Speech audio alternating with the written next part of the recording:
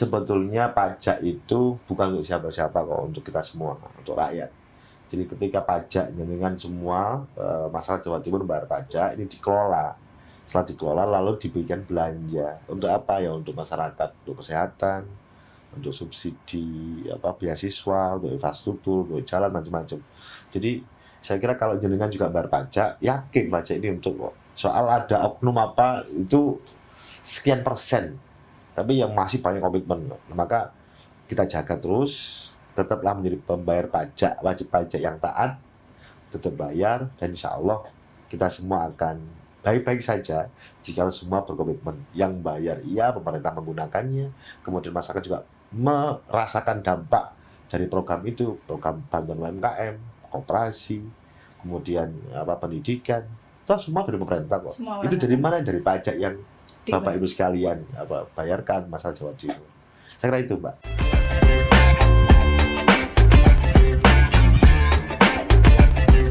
Halo Empower, selamat datang di podcast Suara Rakyat. Kali ini bareng aku, Ana Kansa, dan di episode kali ini kita bakal ngobrolin tentang PKB atau pajak kendaraan bermotor. Empower, di tengah kondisi perekonomian yang lagi naik turun banget, ternyata kabar gembira datang dari pemerintah dan juga DPRD Provinsi Jawa Timur. Nah, pajak kendaraan bermotor, PKB, atau juga BBNKB juga, nah, itu ternyata tahun ini nggak mengalami kenaikan.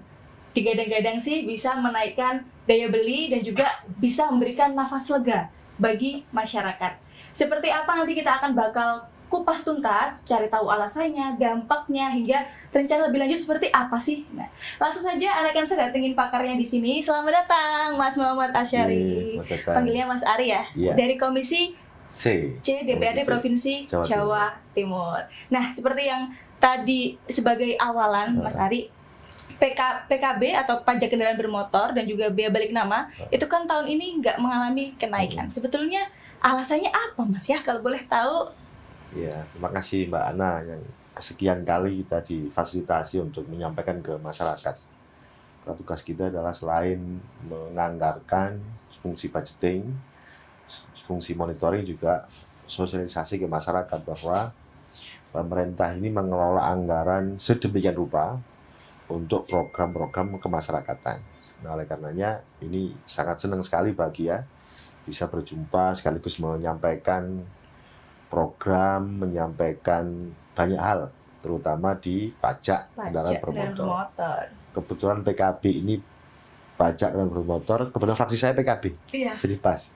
Kebetulan banget. Di PKB menyumbangkan PAD. Iya. PAD itu singkatan dari pendapatan asli daerah.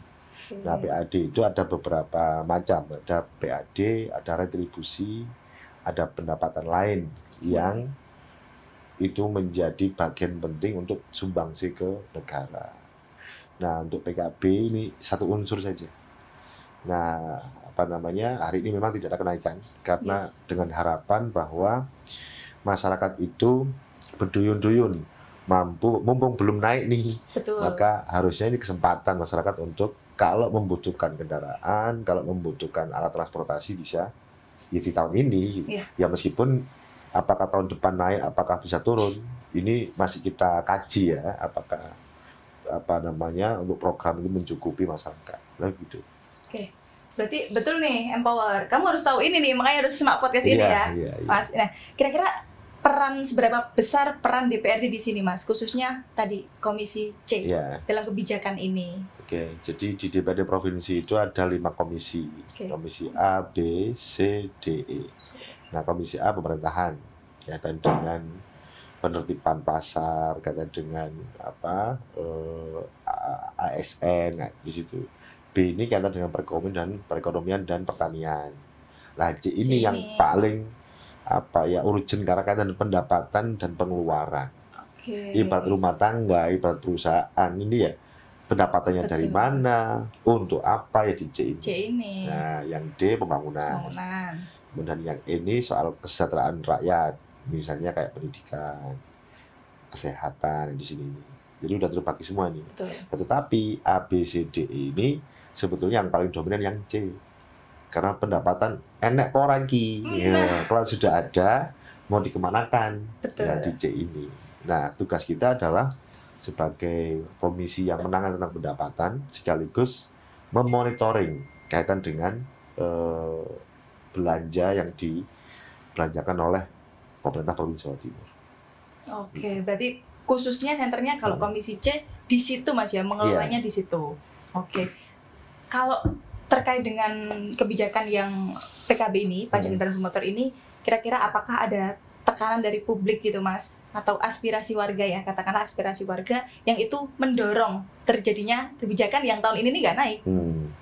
Sebenarnya nggak ada dorongan ya, tetapi dorongan. kita memahami karena kita ini DPR, tentu aspirasi masyarakat, tentu kita harus memahami kebatinan masyarakat. Siap. Kan batin ini ya. Iya. Ini udah kerjaan agak sedikit susah, gitu kan, kemudian harus pajak naik lagi. Kebatinannya begitu. Nah, kita sebagai bagian dari fungsi masyarakat menyampaikan ke pemerintah provinsi, kita ini namanya juga wakil rakyat, ya kan gitu. Maka ini jalurnya sudah benar nih. Nah, kita menyampaikan ke masyarakat bahwa fungsi kita adalah ya aspirasi. Kita memahami aja itu. Aku ngomongin batin asli nih kok, Nah, kita karena kebatinan masyarakat itu kemudian kita nggak usah naik dulu deh.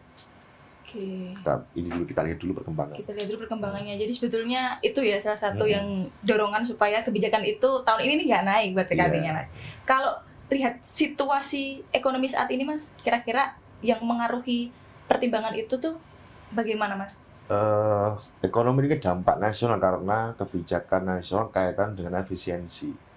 Nah, jadi nggak boleh dulu itu program-program atau belanja yang nggak urgent, nggak substantif itu sama Pak Prabowo itu kan ditarik sehingga untuk yang urgent aja gitu loh.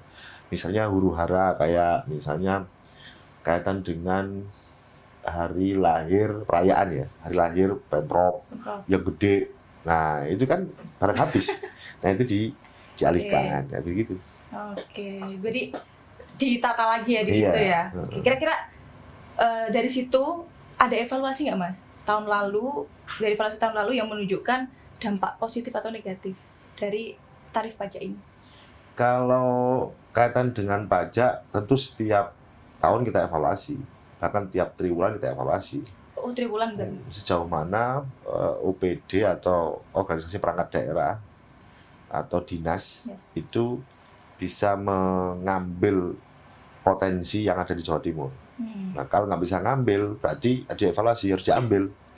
Contoh, misalnya begini, ada pajak kendaraan bermotor Jawa Timur itu penduduknya kan 36 juta, kurang lebih ya. Nah, ini BPS yang tahu ini soal angka ini. Nah, 36 itu dirinci aja berapa orang yang pakai motor, yang pakai mobil gitu kan. Nah, dari sini ini berapa yang nunggak. Kalau dibiarin, nggak dievaluasi, ya nggak bayar mereka. Maka ini potensi kan, tinggal nagih aja. Maka evaluasi begitu. Oh, begitu. Berarti rutin masih tetap? Iya. Iya dong. Kalau nggak rutin ya sama aja, nggak jalan lagi dong kebijakannya. Nggak ada ngefeknya lah, padahal ini udah upaya yang baik gitu. Kalau bagaimana selanjutnya kebijakan ini nih Mas bisa mengaruhi kepercayaan nih. Nah, tadi kan ini kan udah digadang-gadang buat masyarakat. Nah, gimana kebijakan ini bisa mengaruhi kepercayaan masyarakat terhadap pemerintah itu sendiri? Iya. Saya kira masyarakat juga harus percaya ya ke pemerintah karena sepengetahuan saya di DPR Provinsi, pemerintah sudah melakukan banyak program, terutama di dua hal. Yang pertama pendidikan dan kesehatan. Ini orang bayar pajak kendaraan bermotor itu selain untuk pendidikan dan kesehatan, infrastruktur perlu. Kita semua punya kendaraan, kita semuanya mobil, punya motor. Kalau jalannya nggak dibangun, terus lewatnya kayak apa? Itu. Ya kan? Masuk nggak diaspal, nah aspal dunia siapa? Ya dunia mereka ini.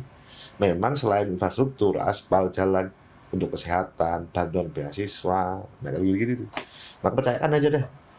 Insya Allah kok nggak ada hal yang diselewengkan, tetap kita monitoring, tetap dimonitoring dan hasilnya memang harus berkala dan ini proses Mas ya, proses supaya memang nggak terlalu rata loh Mas, balik ngomongin jalan di Jawa Timur ini. Gimana? Jawa Timur kan luas, mulai Madura sampai Pacitan ya bayangin.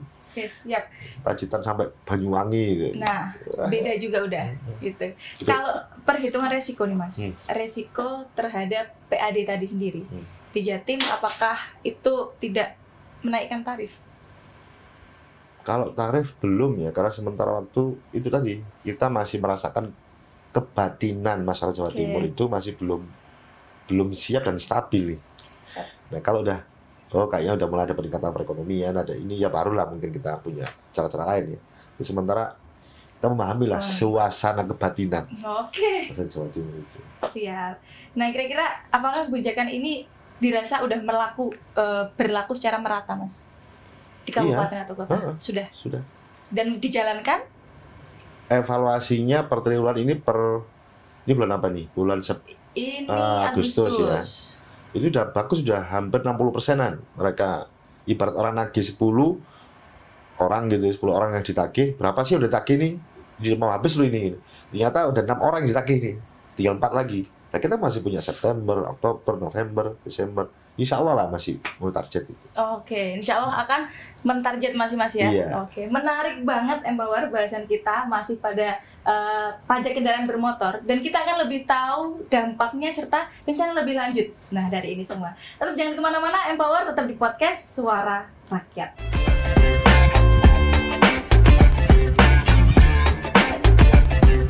Halo Empower, kembali lagi di podcast Suara Rakyat.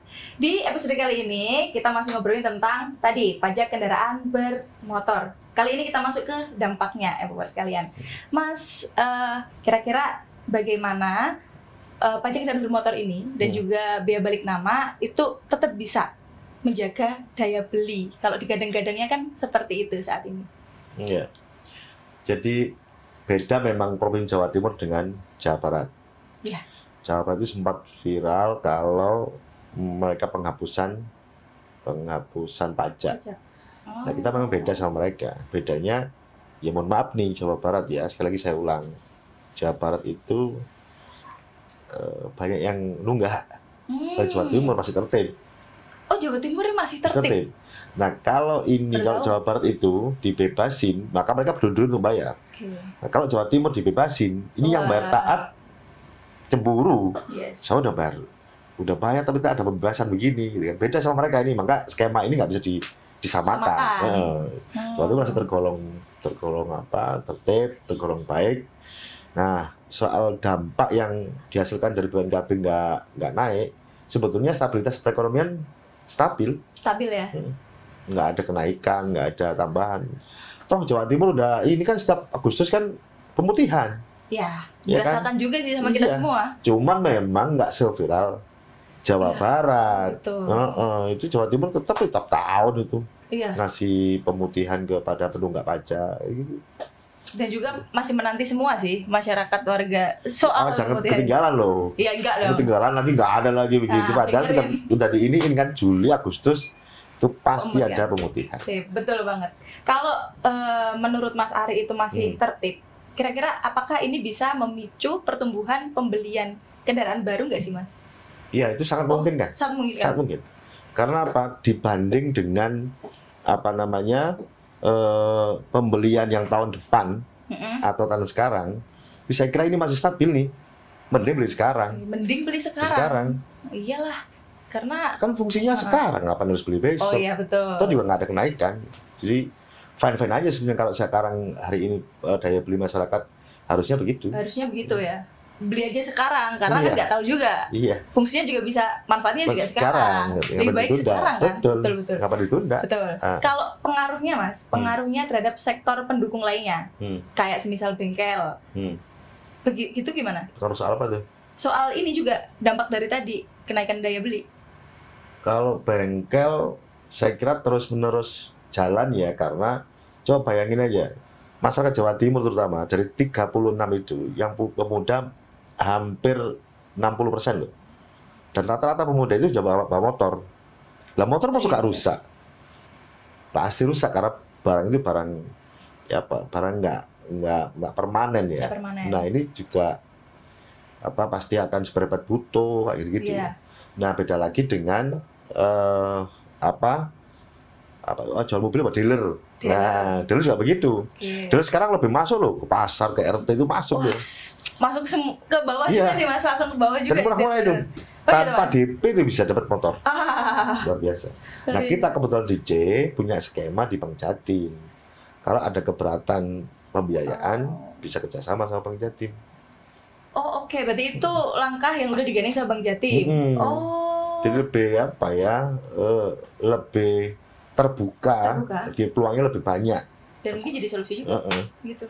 Kalau kira-kira kebijakan ini Mas, dampaknya kalau tadi buat sektor pendukung lainnya, kalau buat UMKM gitu, gimana Mas kira-kira?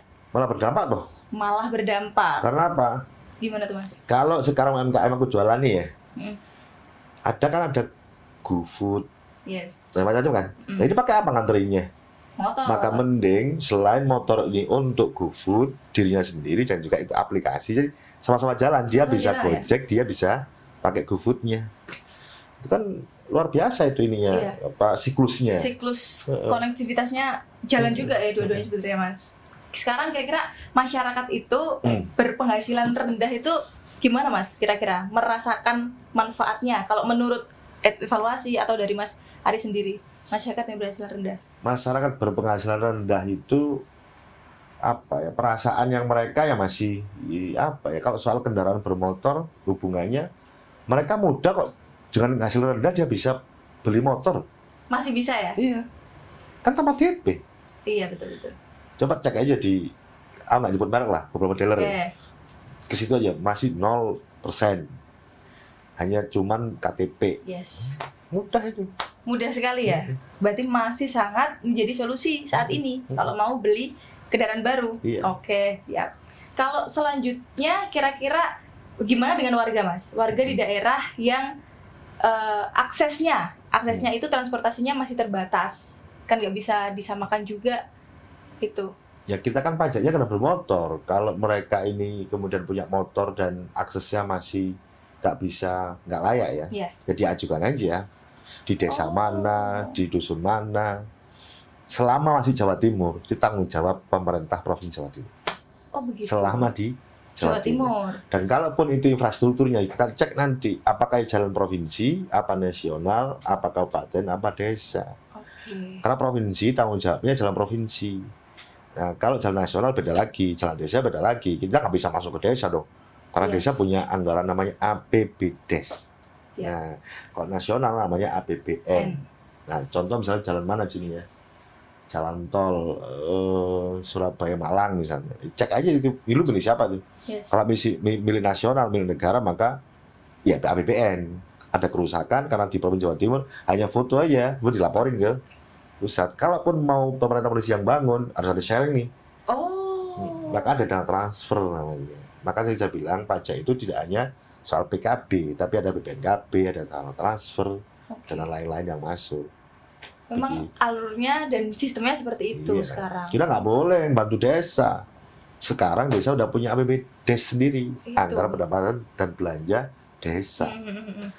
Oke, siap. Yang kadang APBDes itu ya sama-sama kita nggak ketahui lah Mas ya. Nah di desa kita bisa bantu lewat apa namanya bantuan keuangan. Bantuan keuangan. Di provinsi, desa ngajukan anggaran ke provinsi, kegiatan desa macam-macam. Provinsi support. Selain dia dari negara namanya dana desa. Kita dapat support dari provinsi. Itu boleh. Boleh kalau itu. Oke. Sebenarnya kebijakan ini juga jadi menarik dan menguntungkan. Mungkin ya Mas ya? Ya sangat enak lah. Sangat. Oke. Ya masukin aja kan? Betul. Kebijakan ini kira-kira bisa memengaruhi mobilitas perdagangan antar daerah gitu Mas kira-kira? Soal apa di infrastruktur? Infrastruktur boleh. Perdagangan ya. Kalau infrastruktur ya semua kaitan dengan perekonomian, infrastruktur harus sempurna dulu. Karena ini mempengaruhi. Iya sih. Contoh misalnya, kenapa sih orang jual lombok tomat yang di petani Jember, petani Lumajang gitu, jualnya dia ke Surabaya, dia harus malam. Ini kalau jalannya nggak bagus, dia bisa, ini barang ini bisa busuk ini. Kalau nggak hari ini, pagi ini dia dijual, maka infrastrukturnya harus bagus. Kalau nggak ya bisa datang siang. Kalau siang mah ini barang nggak laku. Makanya infrastruktur penting berkaitan dengan mobilitas percepatan itu. Berarti sama-sama sangat berdampak ya Mas ya untuk kebijakan ini. Kira-kira dari kebijakan ini membantu pemulihan nggak Mas secara ini pasca pandemi kita? Pasca pandemi kita membantu pemulihan bagi sektor transportasi tadi. Kalau membantu sangat membantu. Ini kan udah nggak ada musim pandemi ya. Sudah nggak ada Udah pasca normal pandemi. kan? Normal. Sangat membantu Mas ya. Sangat membantu. Ini normal. Bahkan semua juga tergerak, Iya, harusnya percepatan. percepatan bahkan. Harusnya percepatan. Apa sih yang infrastruktur yang nggak ada kendala di mana sih? Nggak ada kok. Nggak ada. Perbankan terbuka. Oke. Mau kredit motor, mobil sangat mudah. Sangat mudah. Infrastruktur jalan apa udah Ribet, bagus. iya. Apa sih tinggal kemauan. Lu mau nggak sih Oh iya betul. berupaya? Lu mau nggak sih usaha? Lu mau nggak sih? Ya, lu mau aja. Oke. Dan masyarakat harus mau itu. Kalau pengen naik kelas. Kalau pengen naik kelas Kalau harusnya gini-gini aja yang ya sama. ya sama dong, nggak naik-naik Hmm. dong. Pemerintah udah Hidup kasih fasilitas, tinggal pakai aja. Hmm. Oke. Kalau menurut Mas Ari sendiri, kira-kira ini udah tergolong pulih belum Mas? Menurut saya pulih, Pulih. normal. Normal. Hmm. Normal udah Mas? Normal. Oke. Terbukti apa? Ya. Pesawat banyak yang jalan, motor banyak yang ngakses, taksi jalan, Taksi jalan. berkerumun boleh, warung-warung kopi, kafe udah pada rame, Udah pada kantor-kantor normal. Nggak ada kok yang ini. Menurut saya ya, Iya. nggak ada. Jadi Menambah. pulih Mas ya ini. Boleh. Bisa dikatakan pulih dan semua juga sudah bergerak gitu. Iya, ya memang ada prosesnya ya, yang dulu sempat vakum 3 tahun karena Yes. ini kan lagi berangkat nih. Tapi proses ini udah, saya kira udah normal, ini tinggal percepatan aja. Tinggal percepatan, tinggal kamu mau apa enggak tadi Mau kalau apa dari enggak? Mas Ari ya kan. Oke. Oh, Nah, kalau dari Mas Ari sendiri melihat peluang kebijakan serupa di sektor pajak daerah lainnya nggak Mas? sangat berpeluang. Selain pajak kendaraan bermotor, BPNKB, ada namanya MPLB.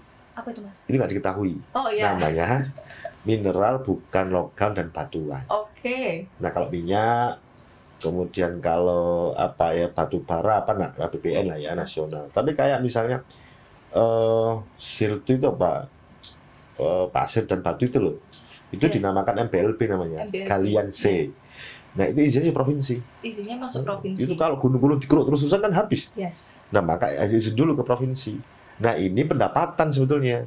Maka kita target para dinas. Lu selain pajak pastilah. Oke. Itu lu sana potensi, lu ada potensi, lu ambil. Oke. Dari, Maka triwulan kita evaluasi. Lu jangan hanya pajak aja, pajak pasti orang tahun pasti bayar pajak. bener-bener. Kan kendaraanmu mati tiap tahun. Kan pasti itu. Pasti. Tinggal kalau ngukur aja berapa juta orang pemakai apa kendaraan dikali sekian pajaknya. Itu udah barang pasti. itu udah berapa? Tapi kita punya potensi, kita punya apa ya, punya daya kekuatan power yang belum kita keluarkan secara apa ya, secara percepatan, secara maksimal. Maksimal. Oh. Itu kan ada banyak di gunung-gunung, banyak di kerukin ya. Betul. Itu isinya di mana? Ilegal nggak? Provinsi dong. Ah, Oke. betul. Ini semakin menarik Empower. Nanti kita bakal lanjut di segmen berikutnya terkait dengan rencana jangka panjangnya. Jangan kemana-mana Empower, tetap di podcast Suara Rakyat.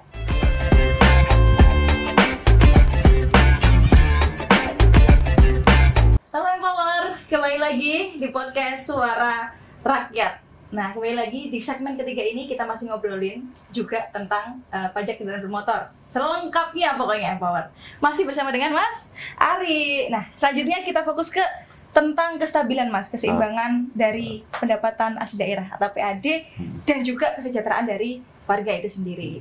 Kira-kira Mas Ari, gimana sih DPRD itu memastikan PAD ini tetap stabil meski tarif nggak naik? Artinya kan pendapatannya nggak naik. Berarti kan kekurangan nih. Tapi kan juga ada absen pajak Mas. Iya. Di situ. Jadi begini, per hari ini barusan apa ya, di bulan Agustus ini ada kesepakatan tentang perubahan anggaran. Jadi anggaran itu setiap tahun ada perubahan. Untuk apa? Penyesuaian program. Nah, PAD kita itu di angka 28 triliun.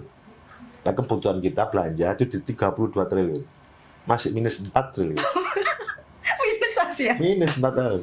Nah, itu tuh apa? Ternyata kita ini banyak hal yang harus ditangani aspirasi masyarakat, beasiswa. Ternyata masih banyak yang masih belum sekolah. Kemudian ada lagi kesehatan, itu masih banyak belum tercover, sehingga kita anggarkan untuk belanja kesehatan, belanja pendidikan, belanja infrastruktur, semua belanja. Nah, dari belanja ini 32, kita PAD-nya, pendapatannya hanya 28. Pertanyaannya 4T dari mana untuk menutupi ini? Betul. Maka tinggal ini dinaikkan, tapi belanja yang hura-hura, sifatnya nggak substantif diturunkan. Oke. Akhirnya kan menceng nih. Nah, ini lagi dibahas nih, mana yang perlu diefisiensi. Misalnya kayak, ini hari ulang tahun Pemprov, besar-besaran pakai musik apa? Ya, sementara ya musik kecil-kecilan deh. Cukup nggak sampai ke biar, diturunkan. Apalagi diturunkan. Karena ini masih belum mampu. Nah, kita sedangkan kalau kita naikkan pajak, ya masyarakat ya mengeluh. Maka ya biarin dulu. Ini makanya dinaikkan dikit yang potensi MBLB, potensi air, potensi dana sharing, macam-macam kita maksimalkan. Ini coba kita turunkan sehingga rasionya berimbang. Maksudnya berimbang. Kira-kira bisa Mas itu? Ya masih dalam bahasan ya, masih dalam bahasan. Harus bisa lah. Harus bisa ya? Harus bisa lah ya. Opo terusan? Kalau minus sih opo? Ya opo? 4 lagi ya, lumayan lah ya. Oke. Kira-kira Mas, adakah rencana Mas memperluas kaitannya tadi dampak ya? Dampaknya memperluas basis pajak untuk menutup potensi kekurangan dari pendapatan itu tadi. Kalau potensi pajak basisnya ya banyak sekali ya. Pajak aja udah pasti itu. Cuman memang ada kendala, Mbak. Barang masuk yang namanya mobil listrik ini. Oh iya. Iku gak ono pajeke kuwi. Maka kita bahas nih. Ini menarik. Sudah ya, mobilnya listrik, nggak ada pajak BPNKB. Dia pakai jalannya jalan provinsi. Dia pakai jalan kita, tapi nggak pajak. Nah ini kalau listrik terus-terusan jalan ini, jalannya masih rusak dipakai. Namanya jalan. Nggak dipakai aja rusak, kena hujan, kena ini, apalagi dipakai kan. Nah yang pakai ini orang nggak pada pajak. Nah ini kan ironi. Lu pakai, kenapa lu nggak bayar? Betul. Ya kan, maka dibahas nih, mobil listrik harus bayar pajak. Mereka juga BPNKB-nya nggak bayar karena nggak pakai bahan bakar loh, pakai listrik. Benar. Terus pajak BPNKB-nya berkurang dong. Berkurang. Ini kendaraan masuk banyak sekali menggunakan jalan kita, tetapi nggak pakai bahan bakar, pakainya listrik. Padahal kita pungut bahan bakar, bukan pajak listrik. Jadi itu udah jadi bahasan ya buat listrik. DPR ini ya pusing sih Anda sini memikirkan rumah tangga pemerintah ini. Ya demi rakyat ini ya. Tapi emang sebanyak itu loh Mas sekarang sudah. Apalagi kita di Surabaya ini ya. Banyak kali Surabaya ini, apalagi kota-kota besar ya. Itu belum bayar pajak tuh. Wah, itu banyak dan lagi dipikirin. Ya, siapa punya motor? Punya. Bayar pajak kan? Bayar pajak. Nah ya itu loh pakai mobil memang nggak bayar pajak. Kasihan loh sama yang dibayar pajak mereka. Iya, benar. Pakainya jalannya juga berkurang tadi. Betul. Oke. Selanjutnya Mas, kira-kira gimana peran digitalisasi di sini Mas? Digitalisasi pembayaran pajak maksudnya. Digitalisasi pembayaran pajak dalam efisiensi penerimaan daerah. Ya. Soal penggunaan digital kaitan dengan kemudahan para pajak, itu pemerintah provinsi lagi nggak kasih dulu. Kenapa? Karena janganlah orang bayar pajak dipersulit. Orang bayar pajak larang antri, harus ngisi form. Aduh, aku mau bayar dipersulit. Maka dengan salah satu cara dengan digitalisasi dan aplikasinya mempermudah orang untuk bayar. Tinggal membayar pakai ATM kah, mau pakai ini, gampang aja. Tinggal kemudian di screenshot hasilnya, pembayaran udah selesai, klik bisa dimanapun. Nah, oleh karenanya kita juga meminta kepada pemerintah provinsi untuk mempermudah semua layanan kaitan dengan pendapatan perpajakan. Bermudah, baca bersulit, orang bayar bersulit. Betul Mas, betul. Itu jadi bahasan juga. Karena emang, tapi itu udah mulai proses. Udah ada aplikasi beberapa daerah ya. Sudah ada aplikasi. Sidoarjo, kalau salah Sidoarjo, Surabaya, kemarin tuh Malang Nganjuk, udah ada aplikasi. Malang Nganjuk lebih hebat lagi tuh dari gue. Satu desa satu orang. Jadi kalau di desa A itu menyampaikan bayar pajak apapun di sini, di orang ini namanya, PIS ini namanya. Kalau butuh apa-apa hubungi orang ini. itu jalan dengan sistem kayak gitu jalan Mas? Jalan, Efektif? alhamdulillah. Malah bagus itu target 100 orang ditagih tahun ini bisa selesai. 80. Benar. Oh, berarti mungkin ya daerah-daerah lain ngadopsi kayak Nganjuk gitu dong? Bisa, tapi kan nggak semua orang ini kan lihat suasana juga.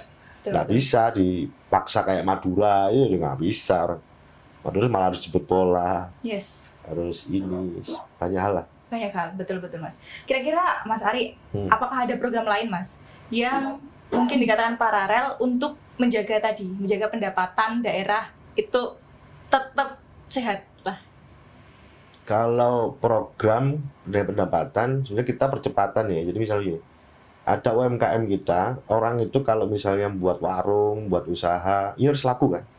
Ya. Nah kita supportnya di mana? Di pemasaran. Pembiayaannya dari perbankan.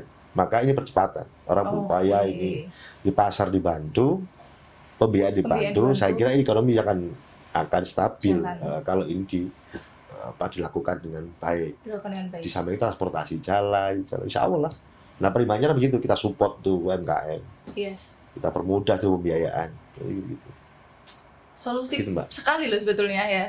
Iya. Kalau berjalan berkesinambungan, Iya, Mas Ari. Betul.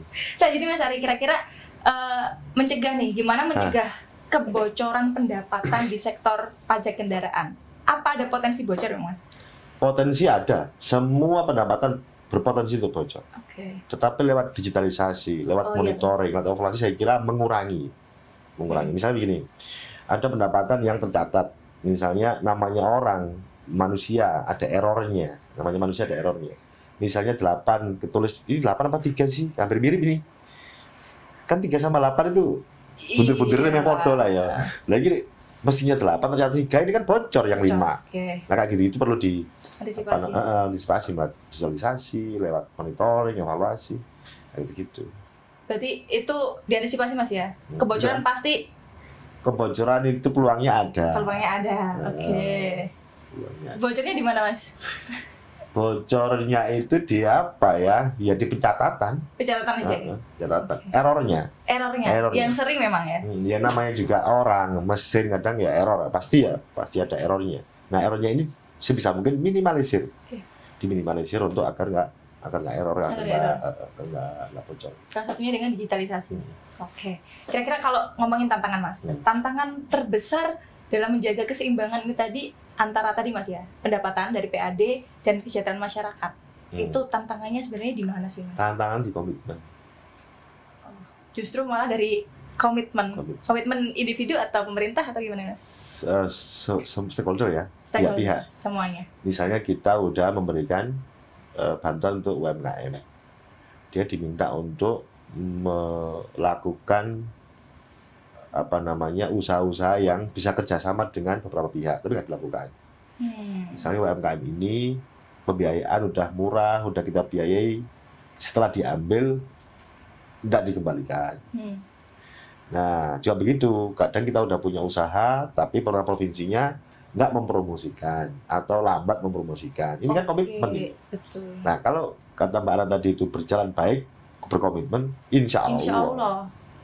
Insya Allah bakal jalan semuanya. Justru malah komitmen Mas ya. Padahal udah sangat permudah kayak gini, itu justru malah komitmen dari semua stakeholdernya. Betul. Ini juga pihak masyarakat iya, DPRD-nya juga iya, pemerintah juga iya, semua lah berkomitmen. Kalau semua komitmen untuk sama-sama untuk kesejahteraan ya saya kira cepat saja berjalan. Yang pemerintah bantu, yang DPR memonitoring, yang pengusaha jalan, insya Allah. Kalau menurut Mas Ari melihat komitmen ini kira-kira ke depan bakal selesai ya Mas masalah komitmen ini? Ke depan bakal selesai Mas ya? Insya Allah. Saya yakin Jawa Timur api-api. Saya juga yakin sih Mas, apalagi setelah bertemu ya namanya proses loh, dari pandemi, semua mati lalu jalan. Ini kan butuh kepercayaan, butuh kepastian, butuh komitmen, nah gitu. Dan ini semua udah mulai kita rasakan. Dengerin Empower semuanya ya. Berarti butuh komitmen. Nggak hanya minta ke DPRD atau pemerintah terus, tapi kamu ya harus komitmen menjalankan sama-sama komitmen. Sama-sama komitmen.